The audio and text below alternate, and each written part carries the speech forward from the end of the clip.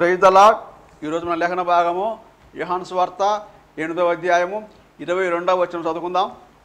అందుకు యూదులు, నేను వెళ్ళు చోటికి మీరు రాలేరని ఈయన చెప్పుచున్నాడే, తన్ను తానే చంపుకొనునా అని చెప్పుకొనుచుండరి. ఆమేన్. దేవునికి స్తోత్రం. హల్లెలూయా, హల్లెలూయా. మన ప్రభువును ప్రియరక్షకుడైనటువంటి యేసుక్రీస్తు నామములో మీ అందరికీ ప్రత్యేకమైన వందనాలు తెలియజేస్తున్నాను.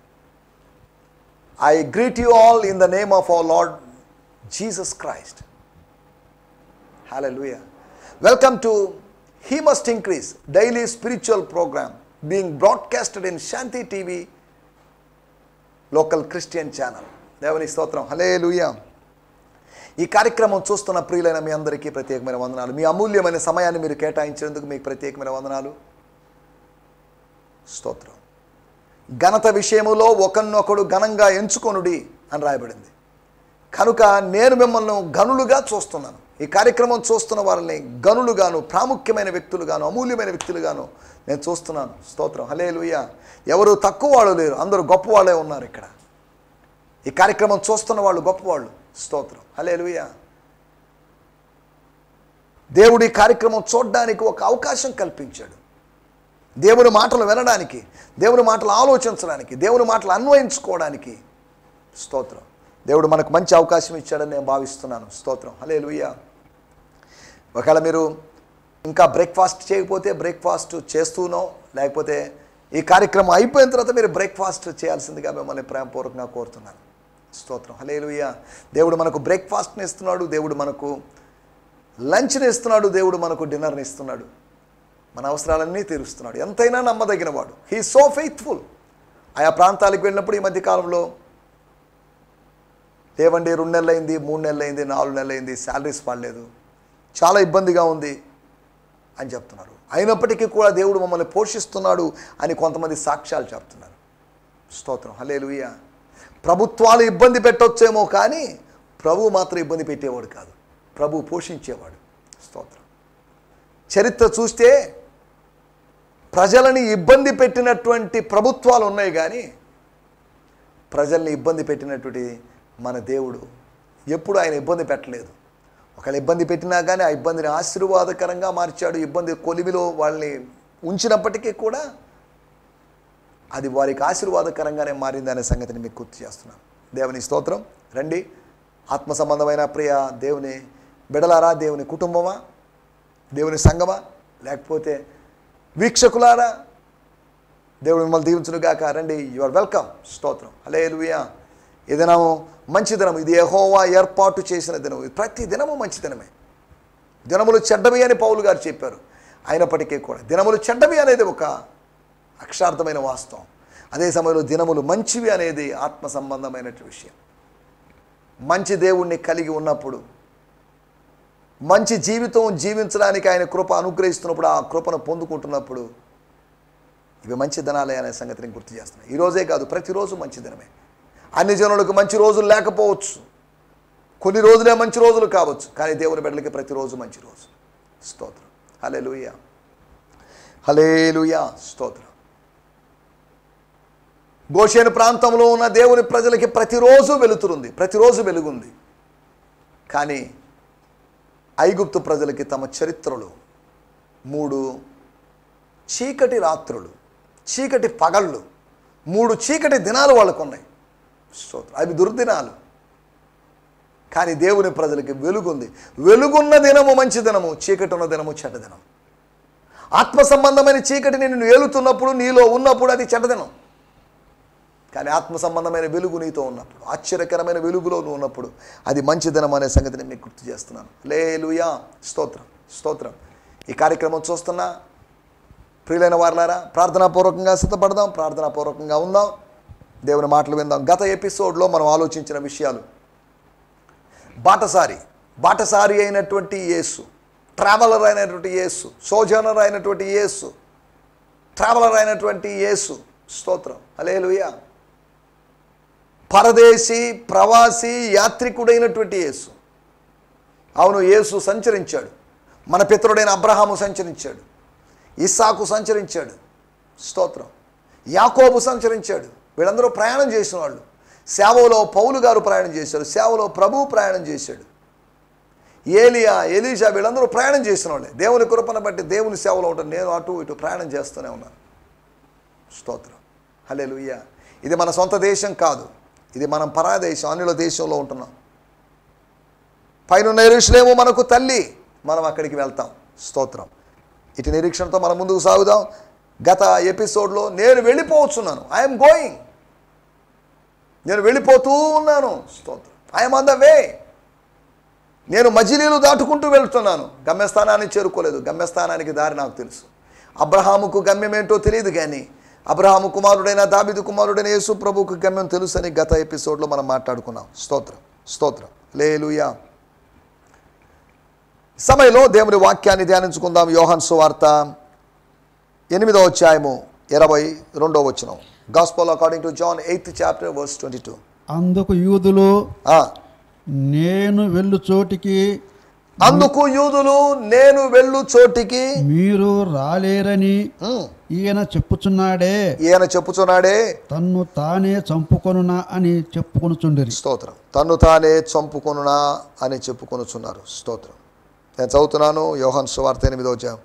This so confused Jewish leaders that they began to say, is he planning to commit suicide? What he is talking about? You won't be able to come where I am going. స్తోత్రం. వాళ్ళు confuse అయిపోయి, కలవరానికి గురైపోయి, అయోమయానికి గురైపోయి, ఏంటిదంతా, ఏం మాట్లాడుతున్నాడు ఈయన, what does he mean?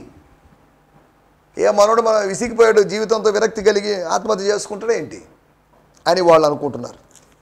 స్తోత్రం. వాళ్ళు అనుకున్నది కరెక్ట్ కాదు. యేసు ప్రభు చెప్పింది వాస్తవం, వాళ్ళు అనుకున్నది కరెక్ట్ కాదు. వాక్యము వాస్తవం, వ్యాఖ్యానం వాస్తవం కాకపోవచ్చు. దేవుని స్తోత్రం, హల్లెలూయా.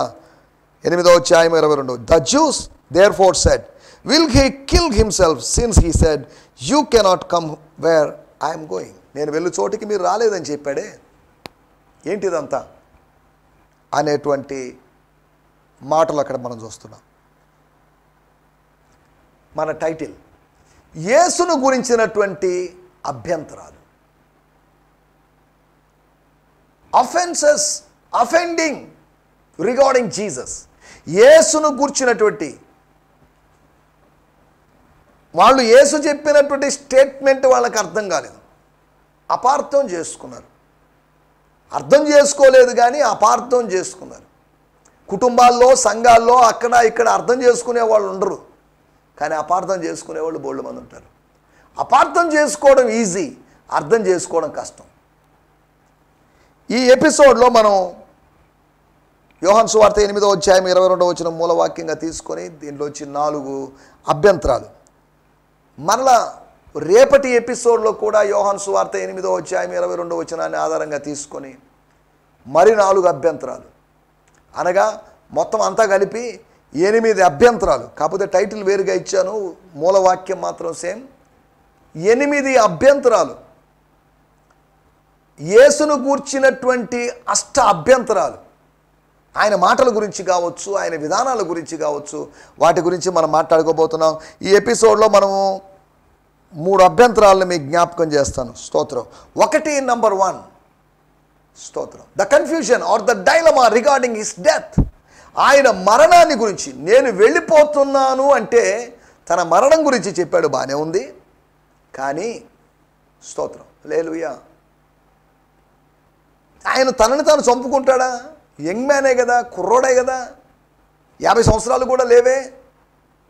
అంటే 50 సంవత్సరాలు లేవే అంటే ఖచ్చితంగా 50, ఇంచుమించు 50 దగ్గరలో ఉన్నాడని కదా దాని అర్థం. 33.5 సంవత్సరాలు మనం చెప్పుకుంటున్నాం. కాబట్టి 33.5, 50 అని ఖచ్చితంగా చెప్పడం లేదు. ఎవరో ఒక ఆయన, ఒక హేతువాది తన పుస్తకంలో ఇలా రాస్తే నేను చదివాను, 50 అని చెప్పుకున్నాడు. యేసు వయసు 33.5 సంవత్సరాలు కాదు, 50 అంటున్నాడు. స్తోత్రం. ఇంచుమించు అని చెప్తున్నప్పుడు ఒక 2, 3, 4, 5 సంవత్సరాలు అటు ఇటుకు చెప్తారు, కానీ 20 సంవత్సరాల తేడాతో చెప్పరుగా. ఎవరైనా నన్ను అడిగారు మీ వయసు ఎంతండి అని అడిగారు అనుకోండి, వాళ్ళని జస్ట్ సరదాగా మీరే ఊహించండి అంటే ఏకంగా వాళ్ళు ఊహించినప్పుడు, ఓహో నీకు ఒక 70 సంవత్సరాల వయసు ఉంటుందేమో అని ఊహించరు. ముఖాన్ని చూసి, నెరిసినటువంటి ఇంటికలను చూసి, వీటన్నిటిని చూసి మేబీ 50 ఉండొచ్చేమో బ్రదర్. స్తోత్రం. కొంతమంది తక్కువ వయసు ఉన్నప్పటికీ ఎక్కువ వయసు ఉన్న వారిలా కనిపిస్తారు, ఎక్కువ వయసు ఉన్నప్పటికీ తక్కువ వారిలా కనిపిస్తారు. యేసు ప్రభు అలా కనిపించాడని నేను అనడం లేదు. వాళ్ళ యొక్క అభ్యంతరం చూడండి. నువ్వు చచ్చిపోతావా ఏంటి? ఇప్పుడలా చచ్చిపోయేటట్లేవు. యూదులు ఎక్కువ కాలం బతికేవాళ్ళు, లాంగ్ లివ్ చేసేవాళ్ళు. మనం తీసుకునేటువంటి ఆరోగ్యం, ఆహారం, ఆరోగ్య జాగ్రత్తలు, వీటన్నిటిని బట్టి మనకు ఆయుష్ పొడిగించబడుతుంది. దేవుడు పొడిగిస్తాడని కాదు, దేవుడు నిర్ణయించేశాడు. మళ్ళీ పొడిగించడం అంటూ ఏముండదు. హిజ్కియా విషయంలో కూడా 15 సంవత్సరాల ఆయుష్ పొడిగించాలని దేవుడు ముందుగా నిర్ణయించాడు. అతడు ప్రార్థించి పశ్చాత్తాపడ్డప్పుడు ఎక్స్టెండ్ చేశాడు అంతవరకే. నా వయసు నేను ఇప్పటితో చచ్చిపోతాను అనుకున్నాడు, కానీ దేవుడు ఎక్స్టెండ్ చేశాడు. ఎక్స్టెండ్ చేయలేదు, కానీ ముందుగా నిర్ణయించిన దాని ప్రకారమే. స్తోత్రం. నినివే పట్టణస్థుల్ని దేవుడు చంపాలనుకున్నాడు, వాస్తవమే. పశ్చాత్తాప పడకపోతే చంపాలనుకున్నాడు. పశ్చాత్తాపడితే వాళ్ళని వదిలి అనుకున్నాడు. దేవుడు చెప్పాడు కాబట్టి చంపాలనుకున్నాడు, చంపేస్తాడులే, నినివే పట్టణం నాశనం అయిపోద్దులే, సావాళ్ళే వాళ్ళు అలాగే అని యోనా గారు అనుకున్నారు. నువ్వు అనుకున్నట్టు కాదు దేవుడు అనుకునేది, నువ్వు ఆలోచించేటట్టు కాదు దేవుడు ఆలోచించేది. నువ్వు స్వార్థంతో ఆలోచిస్తావేమో, కానీ దేవుడు నిస్వార్థంగా ఆలోచిస్తాడు. నువ్వు కోపంతో, ఆవేశంతో, ఉద్రేకంతో ఆలోచిస్తావేమో, కానీ ఆయన దానికి భిన్నంగా ఆత్మఫలముతో, ప్రేమతో, దీర్ఘశాంతంతో ఆలోచిస్తాడు. స్తోత్రం. హల్లెలూయా. మొట్టమొదటి విషయం యేసును గురించిన, యేసు యొక్క మరణాన్ని గురించినటువంటి అభ్యంతరం. ఏమో అండి, ఈయన బోధలు పిచ్చి పిచ్చిగా ఉన్నాయి, బహుశా ఆత్మహత్య చేసుకుంటాడేమో, తనను తాను చంపుకుంటాడేమో అన్నప్పుడు, లేదండి ఆయన ఎందుకు చంపుకుంటాడండి అని అన్నవాళ్ళు లేరు. అందరూ ఇంచుమించు అభిప్రాయంతో ఏకీభవించినట్టు ఆత్మహత్య చేసుకోవచ్చు. ఎందుకంటే యూదుల నుంచి, రోమియోల నుంచి ప్రెషర్ ఎక్కువైనప్పుడు ఇంకేం చేస్తాడు? స్తోత్రం. హల్లెలూయా అని ఇలా ఒకటి యేసు యొక్క మరణం గురించినట్టు అభ్యంతరం. ఈ రోజుల్లో కూడా యేసు మరణాన్ని గురించి అభ్యంతరాలు ఉన్నాయి. యేసు మరణించలేదని, యేసుకు బదులుగా వేరే వాళ్ళు మరణించారని, యేసు మరణించలేదని స్పృహ తప్పిపోయాడని. స్తోత్రం. యేసు 3 మేకులతో వేలాడుతున్నప్పుడు ఆ 3 మేకుల్ని పెరుక్కొని రాలేడు. అటువంటి ఆయన 3 మేకుల నుంచి బయటికి రాలేనోడు మనుషుల్ని ఎలా రక్షిస్తాడు అనేటువంటి పిచ్చి వాదన తీసుకొని వస్తున్నారు. ఆయన మరణాన్ని అనుభవించాలని ఉంది. ఆయన అనుభవించడం దేవుని చిత్తం. ఆయన మొత్తుట దేవునికి ఇష్టమైంది. మానవాళి కోసం మరణించాలి. జంతువు వధించబడబోతున్నప్పుడు పొట్టేలో లేకపోతే ఏదైనా కోడెలు ఏవైనా కానీ తిరుగుబాటు చేసి తప్పించుకొని పారిపోవడం లేదు. చేతులు కాళ్ళు కట్టబడినటువంటి ఇస్సాకు బలిపీఠం నుంచి ఆ తాళ్ళు తెంపుకొని పారిపోయి పర్వతం మీద చెల్లిపోయాడని కాదు. లాజిక్, సింపుల్ విషయాన్ని మనం మిస్ అయిపోతున్నాం. యేసు మరణం గుండా వెళ్ళవలసి ఉంది, ఆయన మరణించాల్సి ఉంది. తాను మరణించాలని ఫిక్స్ అయిపోయాడు. గోధుమ గింజ భూమిలో పడి చస్తే కానీ అది ఫలించదు. అనగా నేను చస్తాను, నేను చచ్చి ఫలిస్తాను, నా మరణం ద్వారా అనేక జీవితాల్లో ఫలింపు కలుగుతుంది. అది ఆయన మాటల యొక్క ఉద్దేశం. దీన్ని వదిలేసి 3 మేకుల నుంచి పెరుక్కోలేకపోయినట్టు 3 మేకుల నుంచి చచ్చిపోయిన మనిషిని, 4 రోజుల క్రితం చచ్చిపోయిన మనిషిని లాజరు బయటికి రా అని పిలిస్తే రప్పించగలిగిన వాడు 3 మేకులు కాదు 30 మేకుల మీద ఆయన వేలాడి తీసినా కానీ ఆయన వాటన్నిటినీ సులభంగా తీసుకొని రాగలడు. అంతెందుకండి, సంసోను విషయంలో మనం ఆలోచిస్తే కొత్త తాళ్లతో, పేనిన తాళ్లతో అలా ఆయన్ని బంధించినప్పటికీ కూడా మెలకు వచ్చి నిద్రమత్తులోంచి లేచి, దెలీలా లేపినప్పుడు లేచి తాను బంధించబడి ఉండడం గమనించి దేవుడు తనతో ఉండడాన్ని బట్టి వాటిని సులభంగా తెంపేసుకున్నాడు, స్వతంత్రుడైపోయాడు. సాధారణమైన వ్యక్తి అయినటువంటి సంసోనుకి అలా సాధ్యమైతే సంసోనును సృష్టించినవాడు, సంసోను కన్నా ఆత్మ సంబంధంగాను భౌతికంగాను బలవంతుడైనటువంటి యేసుకు, మరలా చెప్తున్నాను, హేతువాదులైనటువంటి వారికి యూట్యూబ్లో ఇటువంటి పిచ్చి వాదనలు ఉన్నాయి. క్రైస్తవత్వానికి వ్యతిరేకంగా ఎన్నో పిచ్చి మాటలు ఉన్నాయి.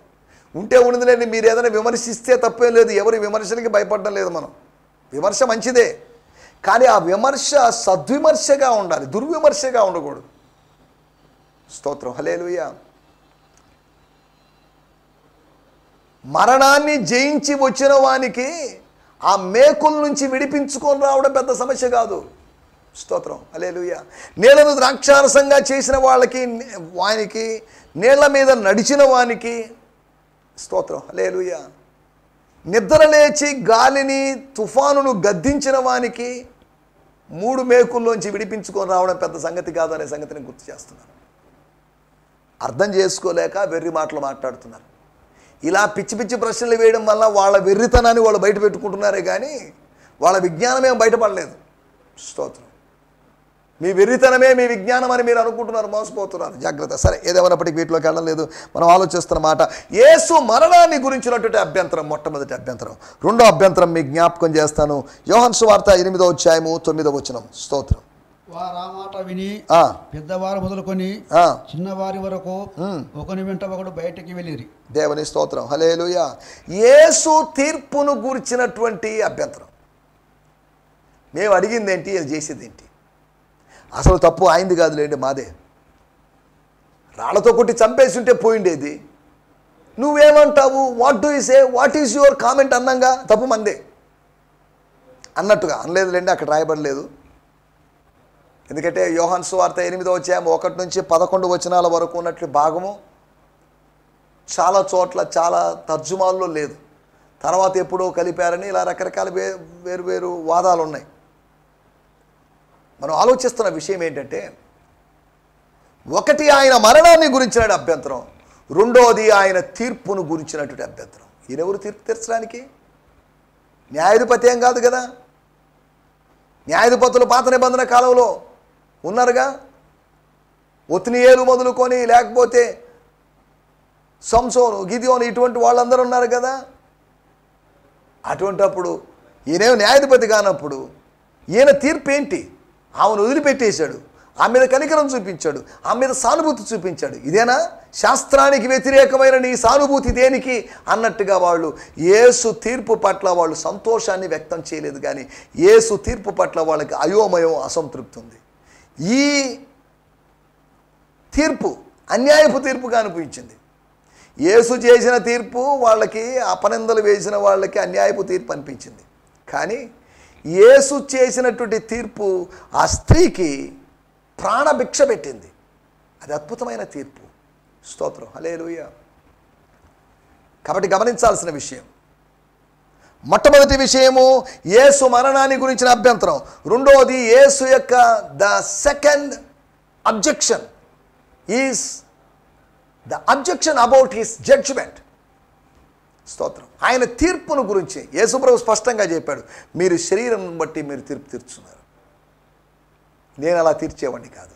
I'm different, my judgment is different, God's judgment is different. ఇక్కడ రికమెండేషన్లు చేసుకొని ప్రపంచంలో లేదా భూమి మీద ఉండే న్యాయస్థానాల్లో మోసాలు, అక్రమాలు, మంచిని చెడుగాను, చెడును మంచిగాను అలా చేయొచ్చేమో. కానీ పరలోకపు న్యాయస్థానం ముందు ఇవన్నీ చెల్లుబాటు కావు అనే సంగతిని గుర్తు చేస్తున్నాను. స్తోత్రం, స్తోత్రం, హల్లెలూయా. మనం ఇక్కడ ఆలోచిస్తున్న విషయం, మొట్టమొదటి విషయం యేసు యొక్క మరణమును గురించి, రెండవది యేసు యొక్క తీర్పును గురించినటువంటి అభ్యంతరం. మూడో అభ్యంతరం నేను మీకు జ్ఞాపకం చేస్తాను. యోహాను సువార్త 8వ అధ్యాయము 13వ వచనం. కాబట్టి పరిసయ్యులు నిన్ను గూర్చి నీవే సాక్ష్యం చెప్పుకొనుచున్నావు, నిన్ను గూర్చి నీవే సాక్ష్యం చెప్పుకొనుచున్నావు, నీ సాక్ష్యం సత్యం కాదని ఆయనతో అనగా, the Pharisees were immediately offended. వెంటనే వాళ్ళు అభ్యంతరపడ్డారు. and said, you are just boasting about yourself. నీ గురించి నువ్వు సాక్ష్యం ఇస్తున్నావని కాదు, you are boasting about yourself. నీ గురించి నువ్వు అతిశయిస్తున్నావు, డబ్బాలు కొట్టుకుంటున్నావు. You are boasting, you are doing nothing, but you are just boasting about yourself. Since we only have your word on this, it makes your testimony invalid. దీన్ని బట్టి మాకు అర్థమైంది నీ సాక్ష్యం కరెక్ట్ కాదని, నీ మాటలు కరెక్ట్ కాదని. అతిశయించడము అనేది నీ ఉద్దేశం లాగా ఉంది. ఏదో సందర్భం వచ్చింది కదా అని చెప్పేసి ఆ స్త్రీని స్వతంత్రురాలు చేసినంత మాత్రాన నేను లోకానికి వెలుగుని, నా వెంబడి వచ్చేవాడు జీవపు వెలుగును కలిగి ఉంటాడు, చీకట్టు అన్నాడు. ఏంటివి సుత్తి మాటలు కాకపోతే, పిచ్చి మాటలు కాకపోతే ఏంటిది అన్నట్టుగా అభ్యంతరపడ్డారు. స్తోత్రం. ద థర్డ్ అబ్జెక్షన్, స్తోత్రం. యేసు యొక్క డిక్లరేషన్, యేసు యొక్క ప్రకటన, యేసు యొక్క క్లెయిమ్ను గురించి, తాను ఏమై ఉన్నాడని చెప్పుకున్న దాని గురించినటువంటి అభ్యంతరం. No we can't agree with you sir, క్షమించండి బోధకుడా, మేము అగ్రీ కాలేము, మేము అంగీకరించలేము, సారీ. మీరు అంగీకరించినా అంగీకరించకపోయినా వాస్తవాల నిజాలే. ఎంతమంది అంగీకరించకపోయినా నిజమే, సువార్త సత్యమే. అంగీకరించావా, దేవునికి స్తోత్రం. అంగీకరించలేదా, అరే వాళ్ళు అంగీకరించలేదు కాబట్టి సువార్త అబద్ధం కాదు, స్తోత్రం. కొంతమంది నమ్మదగిన వారు కాకపోయినందువలన రోమీలకు రాసిన పత్రిక 3వ అధ్యాయంలో పౌలు గారు అంటాడు, కొంతమంది నమ్మలేదని చెప్పేసి దేవుడు అపనమ్మకస్తులు అవుతాడా? నో, కానే కాదు. అట్లన రాదు. ఎందుకు అలాగంటారు మీరు? అలా మాట్లాడుతున్నారు. ఇశ్రాయేలు ప్రజల్లో చాలామంది ఆధిక్యతలు కలిగిన వాళ్ళు, ధన్యతలు కలిగిన వాళ్ళు, దేవుడు ఏర్పాటు చేసుకున్న వాళ్ళు. 3వ వచనం చదువుతున్నారు, కొందరు అవిశ్వాసులయ్యారు కాబట్టి నా మినిస్ట్రీ ఫెయిల్ అయిందని ఆందోళన పడుతూ కూర్చోలేదు. కొందరు అవిశ్వాసులైననేమి, అయితే ఏమి, సో వాట్? వారు అవిశ్వాసులైనందున దేవుడు నమ్మదగిన వాడు కాకపోవునా? అట్లన రాదు. ఎవరు నమ్మినా నమ్మకపోయినా దేవుడు నమ్మదగిన వాడే, స్తోత్రం. నమ్మాలంటే ప్రకటించాలి. నా ప్రకటన వ్యర్థమైనా, నా ప్రకటన ఫలించినా కానీ, స్తోత్రం, దేవుడు నమ్మదగిన వాడే, స్తోత్రం. హల్లెలూయా. 3వ విషయం, యేసు యొక్క ప్రకటన. నేను లోకానికి వెలుగునన్నాడు. I'm the light of the world అని చెప్పాడు. ఏ పర్ణశాలలో పండగలో మీరు దీపాలు వెలిగించుకుంటారే, ఆయా పండగల్లో దీపాలు వెలిగించుకుంటారే, ఆ దీపాల వెలుగుకి మురిసిపోతున్నారే, ఈ వెలుగు కాదే. యోహాను అనేటువంటి వెలుగులో, లేదా యోహాను అనే వ్యక్తి యొక్క వెలుగులో, ఆయన ఉపదేశపు వెలుగులో ఉండాలని, ఆనందించాలని మీరు ఆశపెట్టారు కదా, స్తోత్రం. యోహానుని వెలుగుగా అంగీకరిస్తున్నారు, పండగలో వెలుగును, ఆచార సంబంధమైన వెలుగును వెలుగుగా అంగీకరిస్తున్నారే. యేసు యొక్క ప్రకటన వాళ్ళకి అభ్యంతరకరంగా ఉంది. ప్రసంగం బాగానే ఉందండి, పోనీలేండి, అమ్మాయిని చావకుండా కాపాడాడు, అది బాగానే ఉంది. కానీ ఈ ప్రకటనే బాగాలేదు, ఈ స్టేట్మెంటే బాగాలేదు. యేసు ప్రభు యొక్క స్టేట్మెంట్స్తో నువ్వు ఏకీభవించలేకుండా ఉన్నావేమో. అవి అబద్ధాలు కాదు, కట్టుకథలు కాదు, అతిశయోక్తులు కాదు, స్తోత్రం. 3వ విషయము, యేసు యొక్క ప్రకటన గురించినటువంటి అభ్యంతరం. 4వ విషయం నేను మీకు జ్ఞాపకం చేస్తాను, స్తోత్రం. యోహాను సువార్త 8వ అధ్యాయము 19వ వచనం. వారు నీ తండ్రి ఎక్కడ ఉన్నాడని ఆయనను అడగగా, యేసు మీరు నన్నైనను నా తండ్రిని ఎరగరు, నన్ను ఎరిగింటిరా, నన్ను ఎరిగి ఉంటారా, యేసుని ఎరిగి ఉంటారా, నా తండ్రిని కూడా ఎరిగించరని. యేసు పంపబడ్డానికి కారణమైన వ్యక్తి, యేసును పంపినటువంటి తండ్రిని మీరు ఎరిగి ఉంటారు, నన్ను ఎరగలేదు, నా తండ్రిని ఎరగలేదు, మీకేం తెలుసు ఇంకా? దేవుని స్తోత్రం. హల్లెలూయా. యోహాను సువార్త 8వ అధ్యాయము 27వ వచనంలో మనం గమనిస్తే, తండ్రిని గురించి తమతో ఆయన చెప్పినని వారు గ్రహింపకపోయిరి. గ్రహించలేదు. వాళ్ళు అనేకమైన విషయాలు గ్రహించడం లేదు. గ్రహిస్తున్నాము అనుకుంటున్నారు, తెలుసుకుంటున్నాము అనుకుంటున్నారు, తెలుసు అని అనుకుంటున్నారు, స్తోత్రం. హల్లెలూయా. తెలుసుకోవలసిన రీతిగా తెలుసుకోలేని పరిస్థితిలో ఉన్నారు. దేవుని స్తోత్రం. హల్లెలూయా. తండ్రిని గురించి 26వ వచనం రాయబడింది, మిమ్మల్ని గురించి చెప్పుటకును తీర్పు తీర్చుటకును నాకు చాలా సంగతులు, కొన్ని సంగతులు అని కాదు, చాలా సంగతులు కలవు, స్తోత్రం. కానీ నన్ను పంపిన వాడు సత్యవంతుడు, నేను ఆయన యొద్ద వినిన సంగతులే లోకమునకు బోధించుచున్నానని చెప్పాను. ఆయన ఎవరు, ఏంటిది? తండ్రిని గురించి తమతో చెప్పాడు.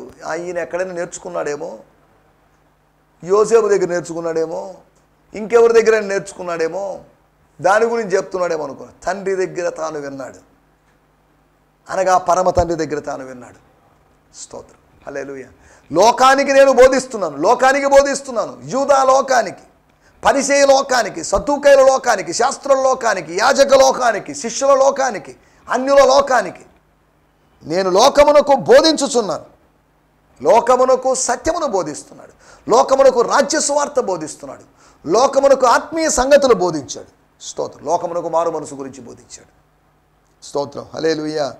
ఇక్కడ రాయబడింది 30వ వచనంలో, ఆయన ఈ సంగతులు మాట్లాడుచుండగా, స్తోత్రం, మాట్లాడుతుండగా, బోధించుతుండగా, చెప్పుచుండగా, ప్రకటిస్తుండగా, సాక్ష్యమిస్తుండగా దేవునికి స్తోత్రం, హల్లెలూయా. ప్రీచింగ్ చేస్తున్నప్పుడు, టీచింగ్ చేస్తున్నప్పుడు దేవుని కార్యాలు అక్కడ జరుగుతున్నాయి. ఆయన నోరు తెరిచినప్పుడు దేవుని కార్యాలు జరుగుతున్నాయి. దేవుని స్తోత్రం, హల్లెలూయా.